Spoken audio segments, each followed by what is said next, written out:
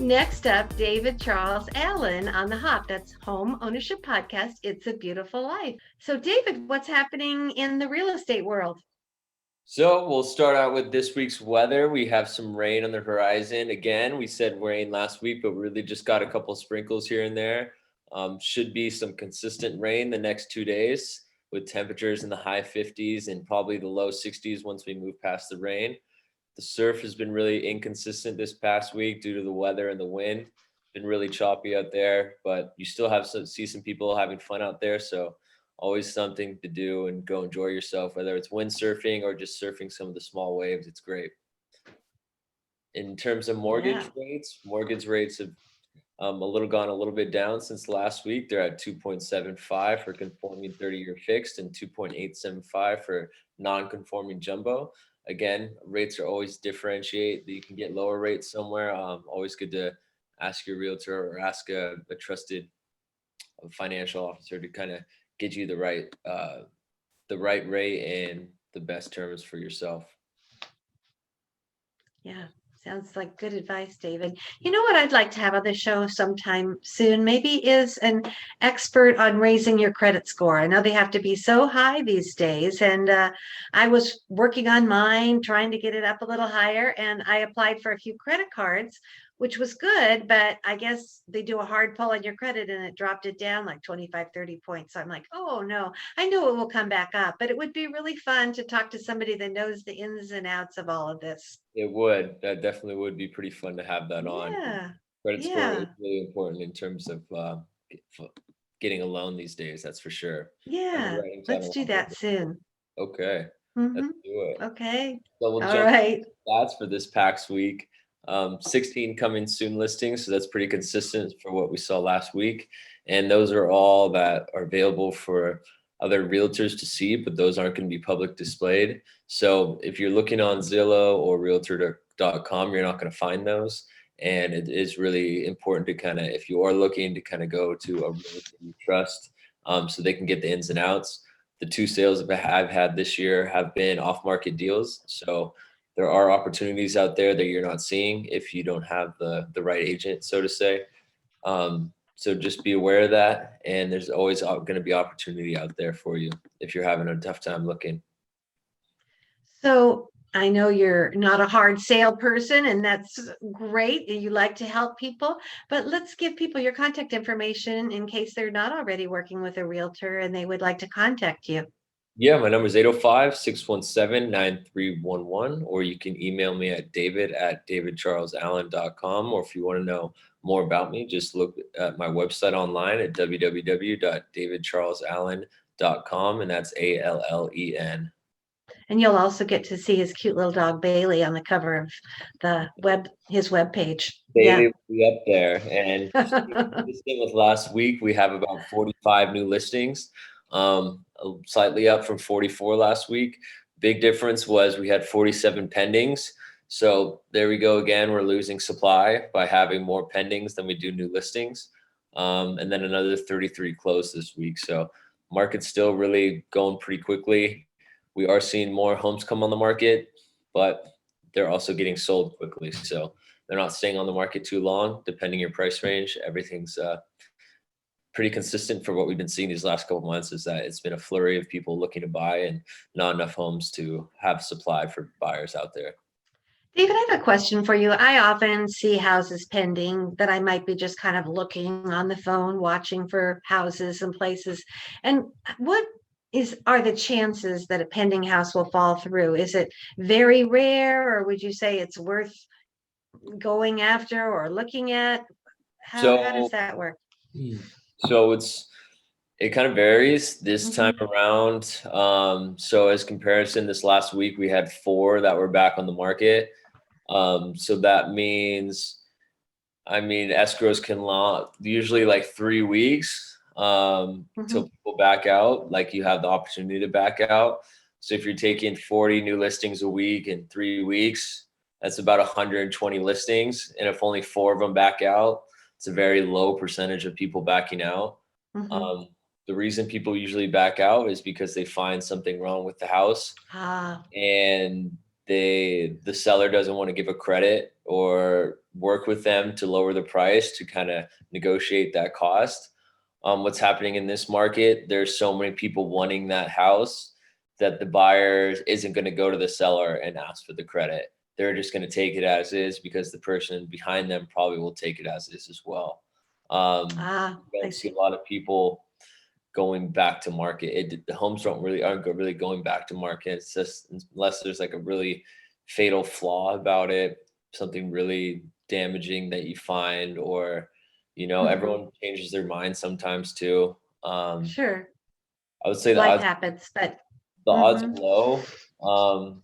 Kind of it's kind of a tricky situation too, because if you do go after something that's pending, and write a backup offer, then you're giving leverage to the seller to not negotiate Oh, with the first buyer, essentially. I see. So That makes sense. it's a little tricky. Um, Mhm.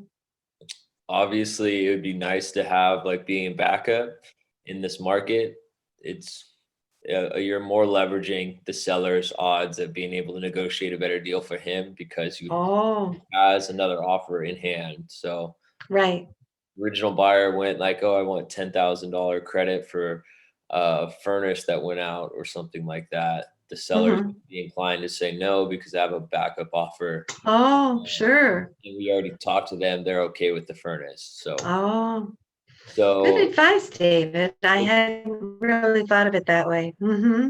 it's just it really depends on the situations, the factors, how many people are going after the home. I mean, the other situations where there's three backup offers, so it gets wild out there. That's for sure. It's a jungle out there. Yes. Well, It that is. was interesting. Yeah. And I know we have a special guest today, David. I'll let you introduce him. Yeah, today we have a great guest, and I'm sure you're very excited about Patty. His name's Barry Schiffman, and he's a musician. So we're excited to have him on today. Hi there. Yes, it is How exciting. you Hi, doing, Barry. Thanks for being here. The pressure is all mine. Barry? So when did you know you wanted to start playing music? Well, I started playing her when I was like 12. I took up the drums. And then while I was playing the drums, I took up the sax, and then I took up the vibes. And a couple of years into it, my dad, who was actually a high school teacher, on the weekends, he was a party caller. So people would call him up, like organizations, companies wanted to have a party. They'd call him up and he would run their party. So part of what he did was he called square dances, and he ran like adult games, for example, like, musical chairs, right? Where people run around in a circle and you pull a chair Oh, out. fun. Except with the Yeah. adult version was there were two circles. There was a woman's circle and a man's circle. When the music stopped, the men had to find the nearest chair. The woman had to sit on the nearest man's lap. And that was sort of broke down to hilarity, especially if they've been drinking for a while. Anyway, to make a long story nauseating, he would have a band with him. And when I got good enough, which took a couple of years or something, he inserted me as the drummer in the band. So I started playing with, really good musicians pretty early on. And then after a while, I started working up in upstate New York in the Catskill region where they have all these little hotels and stuff. So we'd go up there for the summer or on the weekends, and we would be the show band, because during the weekends they would have acts coming in like comics or singers, and we would be the backup band during the weekends and play music during the week. So that was the start of it. Wow. So you started on the drums, kind of learned all these various instruments. Is the drum still your favorite, or does it kind of switch on particular days? Uh, I play, well, let's see. The drums are kind of like in a separate category from all other instruments. It's just a different thing, and they're just a lot of fun to play. So I enjoy playing them.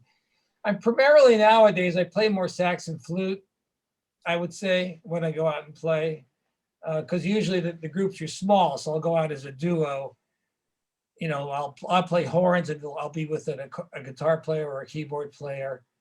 Or I also have when I have my dance band going out, which is like a bigger unit, then I'm doubling on horns and keyboards. But I also have a group Wow. where I'm primarily the drummer. So it just varies, you know. I don't care. I'll play whatever. Yeah. Did you have brothers and sisters? Like the whole family did music together when you were a kid, or were you an only child? No, I had a brother and a sister. My sister, as a matter of fact, let me mute this. My sister was a bassoon player, and she was actually really Wow. a serious classical bassoon player.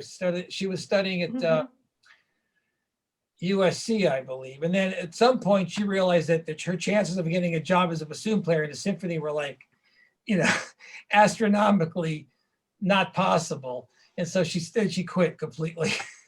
Oh, So- no. Aw. But you know, she was very Yeah. talented. My brother had no musical talent whatsoever.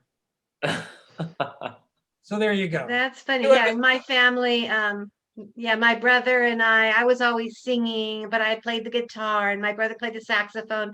My dad always played the key, you know, the organ back then or the piano, and he just loved it. Yeah. So it was fun. But you know, my little brother, come to think of it, he never played any instruments. So there's always one in the family. There's always maybe. one outcast. Yeah, right. Yes. Yeah. So it seems like your life's kind of taken you all over, from being a teacher to being a food truck owner, and then kind of going back into music and producing. Is that where your passion lies, and that's kind of where it's led you back to now in this part of your life? Well, pretty much. I mean, I've always kind of been doing music, but along the way, you know, so I got a degree in sociology, which is what you get if you don't know what the hell you're doing, right? Yeah, right? Everybody did that. And at that point, you know, it was hard to make a living at music, and so when I was doing that, and so it seemed like, well, if you get a teacher credential, you could always work, right? So I did that. I got a teaching credential, and I taught for a few years, and you know, it was okay. It wasn't all that exciting, you know what I mean? It's not, well, I'm sure it is for some people, but anyway, I did that for a while, you know, and then after that, I decided I wanted to get out of teaching, so I got a degree in I got a master's in public health, which is for sale, by the way, anybody is interested in buying one. I practically did nothing with that whatsoever. And then I think after that, I taught it again for a little while, and then the music thing started to ramp up. I moved from Berkeley up into the Sonoma County, up in Sonoma. And I started working quite a bit because up here in the wine country, there's a lot going on event-wise. You know, you've got all these resorts and parties and weddings and corporate stuff. And so I started playing more and more and more. And then at the same time, well, actually, I have to back up. Back in the 70s, I think it was, or in the 80s, I can't remember now. I started a recording studio with the guy who was the singer in my band. That's when I started getting into, you know, sort of more production stuff, you know what I mean? Writing and recording and producing. And then when I moved up to Sonoma County, I started another studio in Petaluma. And then at that point, it was kind of a full-time music thing. So I was, you know, producing and recording as well as playing music during the week or on the weekend. So then music at that point became kind of a full-time thing for me. That's beautiful. Well, your home studio looks pretty cool. It looks like you've got a lot of great equipment. So you have other people come in and record their projects with you as well? Yeah, so it's a commercial studio, and so we're open to the public. And so we do all sorts of, over the years, we've done all sorts of music. For example, I could show you, if you look on the wall here, I don't know if you can see, it's kind of a potpourri of projects we've done. Can you see anything? Oh, yeah. All the Mhm. CDs up there, yeah. Right. So we do all sorts of music here. We do jazz and folk and rock and some hip hop, singer-songwriter stuff. Wow, that's fun. We do, you know, audio books, commercials, radio commercials, and then we do video too. So at some point I realized that, well, nowadays, you know, if you want to promote your music, you have to be on YouTube, right? Or you have to have a video presence. So that's when I got into doing video production. So now we do that too. We do music, we do video demos for bands, as well as more produced videos. So a whole potpourri of stuff, you know what I mean? Yeah, absolutely. And your Zooney Tunes, you have kids music, and I want to play a little bit of this one. It really rings home to me. It's called Crumbs in the Bed, because Crumbs my in the husband Bed. always eats potato chips in the bed, which That's is the worst divorce. feeling. Yeah. I know, it's terrible. But anyway, I thought we'd take just a minute and play a little bit of that right Sure. now. Okay. Right.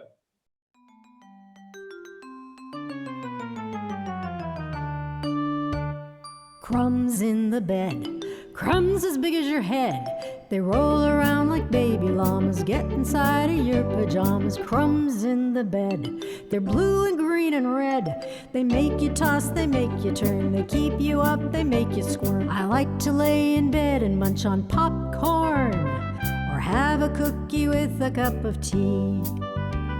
But when I try to sleep, I have discovered that many crumbs are now surrounding me.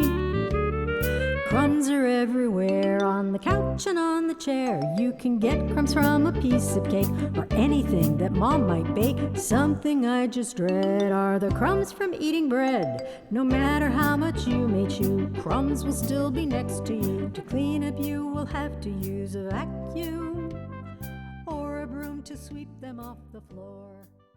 I should mention that so I started this new YouTube kids channel called Zooney Tunes, and I just put that video of that song up there.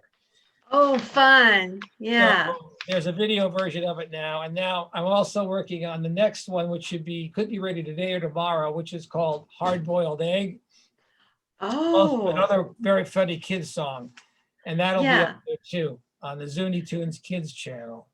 That's So funny maybe- because our producer, I guess you know Marty Allen, she made me promise to do my kid song that my dad used to do. It really isn't a song, but he used to say, he had all kinds of them. And he said, there was a little chicken who wouldn't lay an egg. So they poured hot water up and down the chicken's leg. The little chicken hollered, the little chicken begged, the poor little chicken laid a hard boiled egg. That's not your song, is it? Not at all. Just thought I'd So check. is that an actual song, or is it just like a limerick? No, What it's is it? not an actual song. It doesn't really have a melody with it, but I Is remember that, he is had that the all. whole, is that the whole song, or is there more I to it? think that's all I recall. So Oh. that might be the whole thing. Yeah. The nice thing about doing kids songs is they don't have to be very long. I mean, they're short. you know. Yeah. The And they can Yeah. be very silly, which can be very fun. I like that too. You can kind of do anything you want. You can put in funny sounds and stuff like that. So it's it should be a fun market. Right. You know?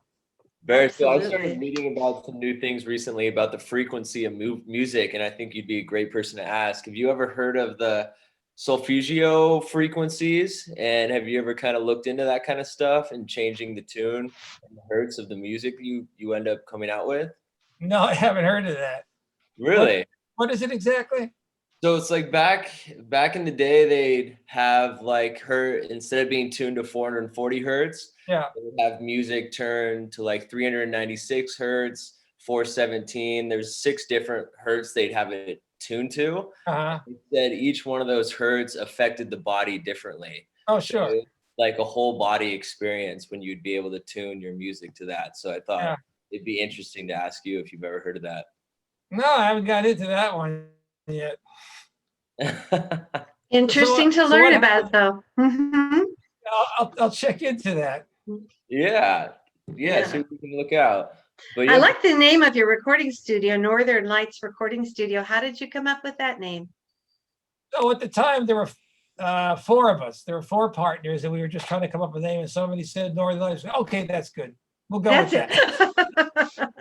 So it worked out great. People like the name, so that's cool. Yeah.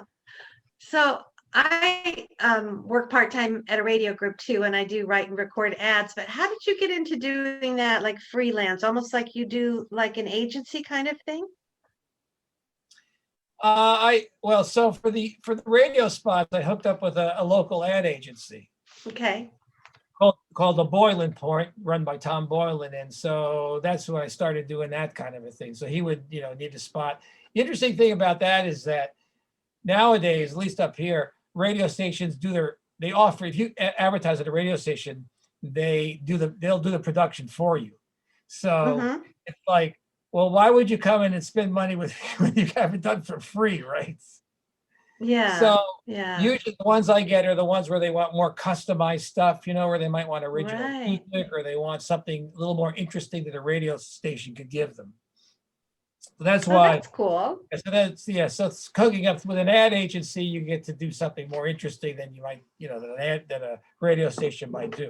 Right, because it's very easy for them to just pop in a song that they can find somewhere, Some, and they have a licensing for royalty-free it, right? music and stuff like that. So we Mhm. get to do something more customized, for that. Yeah. So besides music, what makes your life so beautiful? Well, I cook a lot. There you go. Yeah, so especially, when the whole pandemic thing started, when I was at home and I thought, wait a minute, I'm going to start digging up new recipes. So I started cooking even more. I mean, I cooked before that, but then I started cooking even more. So I do a lot of cooking, mostly Italian, with some Chinese thrown in there, and an occasional Wow. African dish, you know what I mean? And it's a great thing to do now because you can't go out and eat anywhere, right? Yeah, it is. So you That better, sounds very creative. better be I'd cooking. like to cook better if somebody else cleaned up. Do you clean up yourself too, or do Well, you have somebody unfortunately, else my around? wife makes me clean up. So, well, it's a joy. We both clean up, so two's better than one on the clean. Uh-huh. But you're right. That's the worst part of it. I mean, we like to think of. It Wouldn't it be is. great? It'd Okay, be we fun cook, if you could just let it all go. Yeah, and just let the mess be there and somebody Where- else would come clean Where's it the up. maid we keep at? Where's the maid? And then she never shows Yeah. the problem. So we become the maid. Sure. This might be a tough question. What's your go-to dish or your all-time favorite? Yeah, somebody asked me that once, and eggplant parmesan is what I often go to. I usually serve Oh. that with spaghetti and olive oil, garlic and olive oil as a side dish. So that's one thing I go to. And then there are other things as well. I make a great roast chicken. That's pretty easy to do. And then I know I cook all sorts of stuff. Stir fries. I make a great stir-fried asparagus and tofu. That's very nice. I make a great asparagus risotto, which is baked, which is interesting for a risotto. Sounds like you have a lot of favorites. Well, yeah, I mean, Yeah. I like When you did it, yeah. Well, he had a food cart too. That was kind of before your time when you did the food cart. I mean, before the time it got so popular. Well, at the time, there were lots of food carts around. There was in Berkeley. Oh, were there? Yeah, I was in Berkeley with the food carts. So the food carts, they were all over the campus. When you walked onto the campus, there was a zillion food carts. I was downtown near a bar station. And after doing that for a little while, I said, no, I don't want to be in the food business. It's way too much work. Because I was making all the dishes, bringing them into the cart, and bringing in supply. And, when you're on the street there, it's not like you have a permanent location where you have supply somewhere to put supplies. You got to keep, going back home, bringing the supplies in, cooking up the stuff. So I didn't do that for very long. And I decided after that, I'm not going to be in the food business anymore. Yeah. It's Well, great. luckily, So you still like to cook. That could have ruined it for you. Yeah, right. My feeling about cooking is I love to cook, but it's only going to be for me and my wife. I'm not cooking for anybody else. I mean, I'm not cooking for huge amounts of people, If I'm going to cook because I want to eat. That's my motivation for cooking. It's a good motivation. It's a good motivation, right? Yeah. Try new things. Sounds fun. It sounds like you've been really creative in this past year or so and starting some new projects. Do you have anything looking forward to coming up this new year? So like I said, I just started the kids channel thing. So I'm starting with 2 recent songs that I wrote, and then I'm going to probably revisit, where is it? I did a kids album some time ago with a friend of mine, and it was, I made the mistake, if it's called a mistake, of having the songs all sung by kids. And the problem is they grow up and then you lose your singers. See? Oh my. So All new group of talent. Yeah. I was going to show you the CD, but I don't know where it is because I got so many floating around here. We call ourselves the Sing Rays. That was the name of the little Oh, kids. that's cute. Yeah, it was cute. And it was fun, but so I'm going to probably revisit. Now what I'm going to start trying to do is start adding more videos to the kids' YouTube channel. So I'm probably going back. Some of the songs we did then was one was called "A Shark Ate My Homework." That was a big hit, Oh, cute. and things like that. So they were cute. Before we leave today, I'll let David ask some more questions. But before we leave, I want to play a little bit of your song called Fly. And I think that's a kid's song, but honestly, I think all ages would enjoy it. It's jazzy and it's just so nice to listen to. Yeah, that It's a one was pretty just kind of song. as a kind of a little happy pop tune, So that could Yeah. be either market. Absolutely. Yeah. Yeah.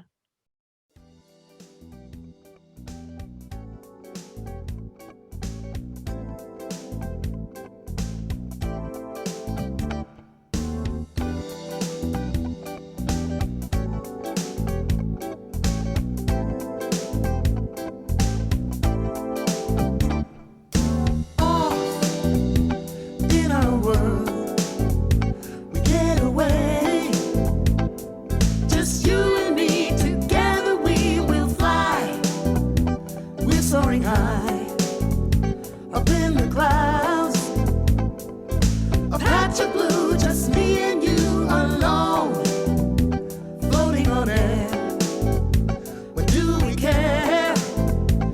On a sunny day, pass the time away up high. Way overhead, the sea below.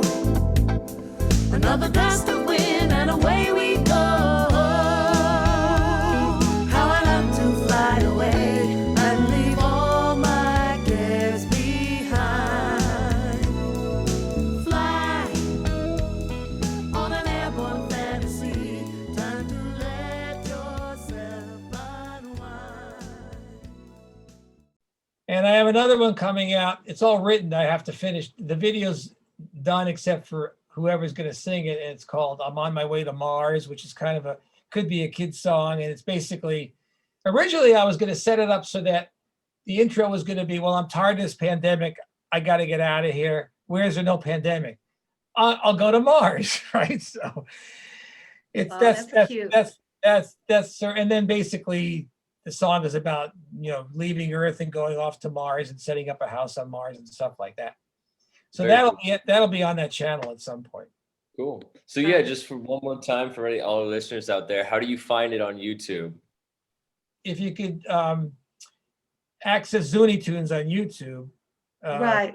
that'd be if you could, So that's how you would do it, I guess. By the Yeah. channel name. I think people could probably find it that way. Just go to YouTube and then put in the Zooney Tunes. And your name, Barry Schiffman, Schiffman. Yes, interestingly enough, I tried to after I put Crumbs in the Bed on there, I did a search for Crumbs in the Bed on YouTube, and there were so many Crumbs in the Beds listing, I couldn't believe it.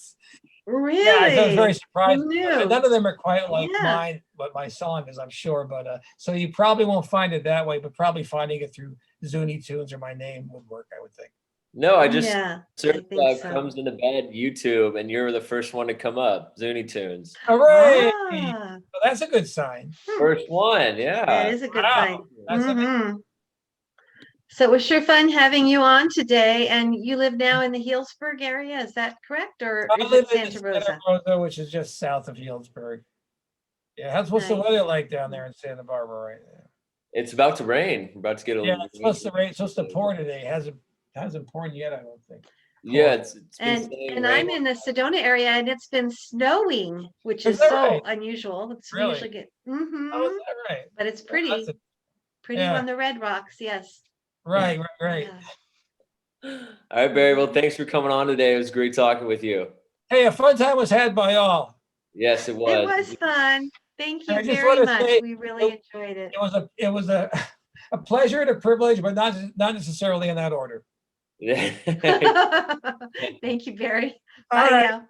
See you later. Okay, bye. Bye. Bye-bye. Well, great being with you this week, Patty. Oh, you too, David. It was a lot of fun and I enjoyed our guests too. So have a lovely week. Yeah, it's gonna go next week.